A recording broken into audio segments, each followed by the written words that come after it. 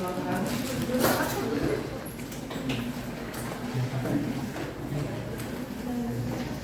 Mulai berapa speaker tahun berapa?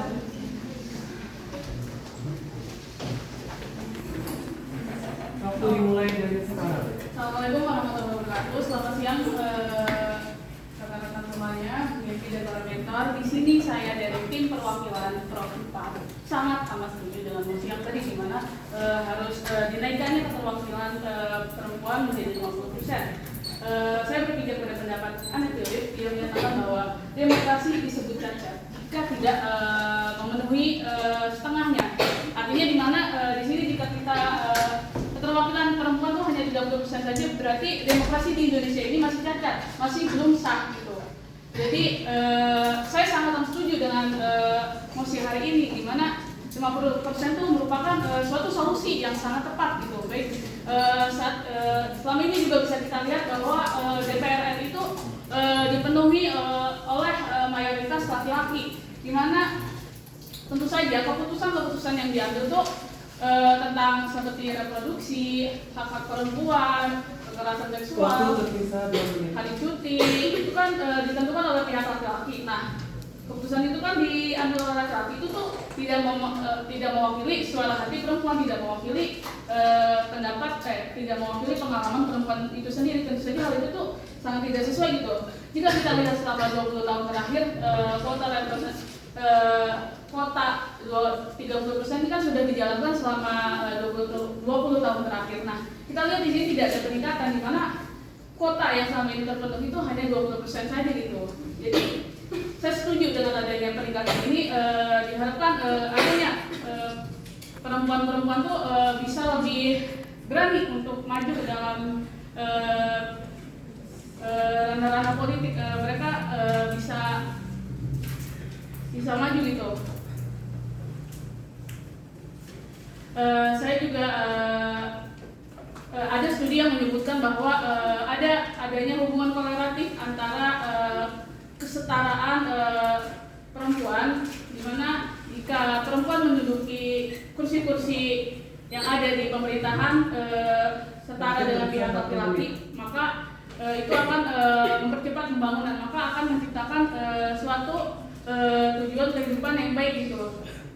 Karena dengan adanya peningkatan ini, hak-hak perempuan yang selama ini sudah terabaikan tuh bisa kita hak-hak perempuan yang selama ini sudah terabaikan tuh kita bisa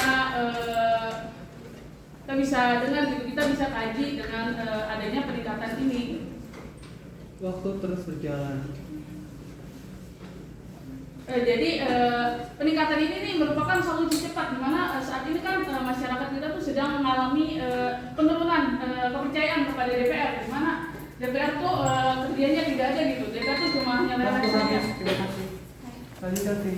Perkenalan kembali, saya Keisha Bisa dengan 3 digit SIM terakhir 105. Jadi kan tadi Aul tuh menyebut ya kalau misalkan kenaikan 50% ini keterwakilan perempuan ini itu salah satu solusi yang baik ya. Tapi gimana mau baik karena keterwakilan 30% aja itu masih belum berjalan gitu. Yang saya tahu di Provinsi Banten DPRD itu cuma ada di ranah legislatif terutamanya itu cuma ada 15 orang keterwakilan perempuan atau 15 orang anggota perempuan dari 85 orang. Ya itu artinya tuh masih sangat jauh dari angka 30%. Nah gimana mau dinaikin orang ketidaksetaraan gender itu masih sangat tinggi. Nah justru kalau ditingkatin ketidaksetaraan itu malah makin meningkat, malah makin memunculkan masalah baru. Karena yang kemarin-kemarin kebijakan sekarang aja itu belum bisa dioptimalkan dengan baik gitu. Jadi ini tuh bukan solusi yang paling baik yang untuk diambil, karena ya balik lagi waktu tersisa 2 menit terakhir. Sulit gitu untuk terjun ke dunia politik karena mereka ini masih ada hambatan gitu, kayak budaya patriarki yang masih sering banget terjadi di ranah politik gitu kan.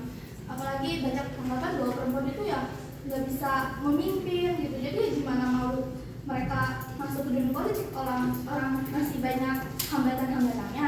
Jadi yang sebenarnya yang jadi kalau misalkan ketidaksetaraan gender itu bukan karena kuota gitu, bukan karena kuota itu, tapi karena pendidikannya, terus karena ekonominya, serta banyak tantangan yang harus dilewati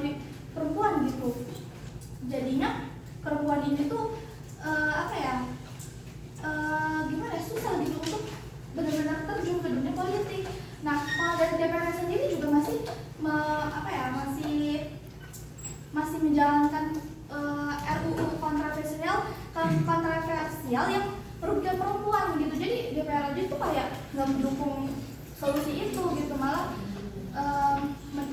kayak Waktu tersisa 1 menit. apa sih biasanya? Ya pokoknya malah jadi ini perempuan gitu, bukan malah mendukung solusi itu. Jadinya ya menurut saya tuh balik lagi ini bukan solusi yang tepat gitu. Ini berarti kayak cuman akal-akalan doang ya. Kayak bukan akal sih, kayak 30% aja tuh belum terjalankan ya. 50% itu terlalu besar untuk saat ini, karena yang sekarang aja cuma 15% keterwakilan perempuan di DPRD Provinsi Banten itu. Ya. Jadi perempuan ini tuh harus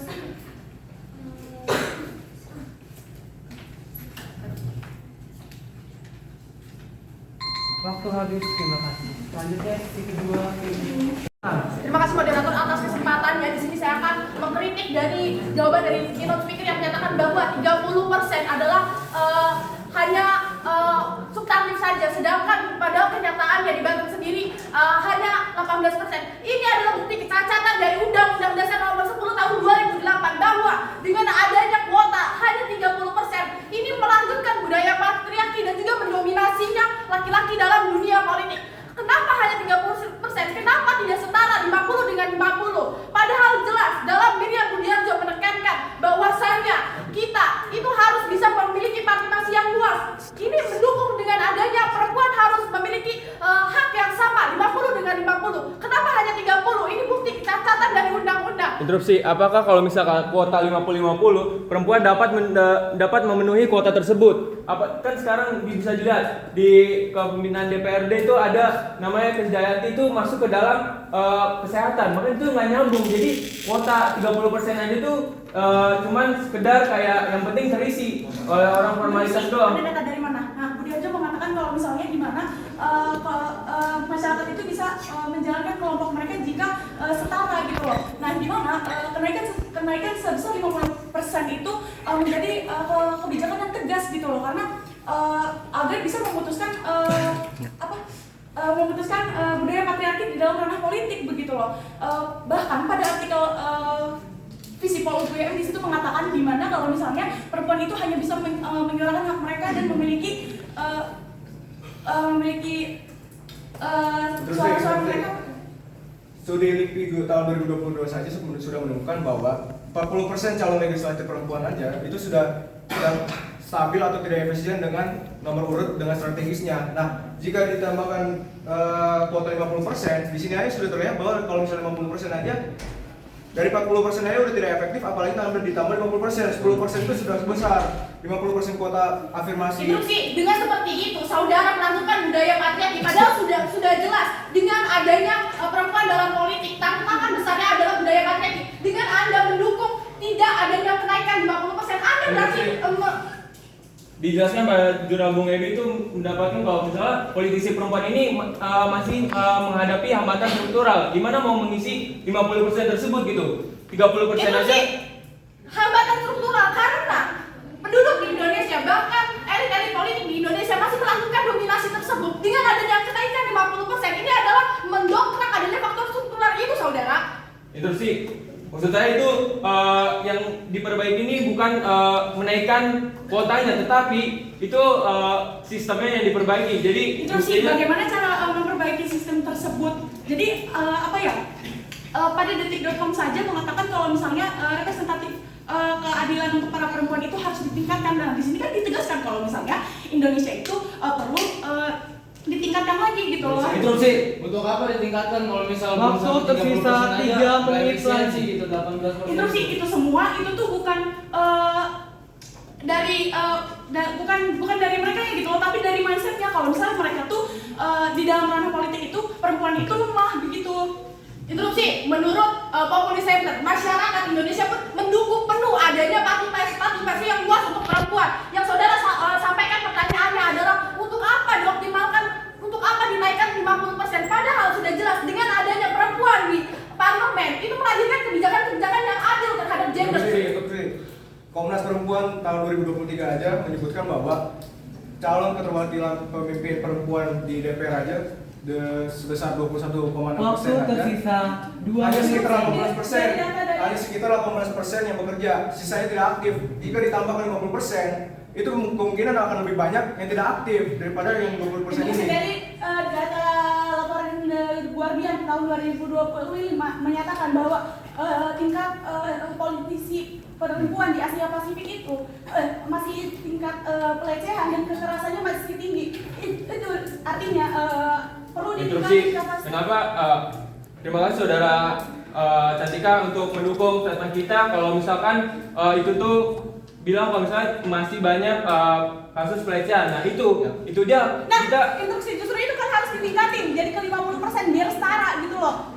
Jadi Apakah kalau sudah 50% tidak ada kasus pelecehan? Menurut studi global yang menyatakan bahwa dengan adanya perempuan di parlemen legislatif itu melahirkan kebijakan-kebijakan yang lebih menyentuh terhadap rakyat. Adanya isu-isu yang diangkat di parlemen. Waktu Sedangkan tersisa yang kita lihat, 1 saudara, menit. Interupsi. Apakah harus 50%? Kenapa yang 18% itu apa tidak bisa?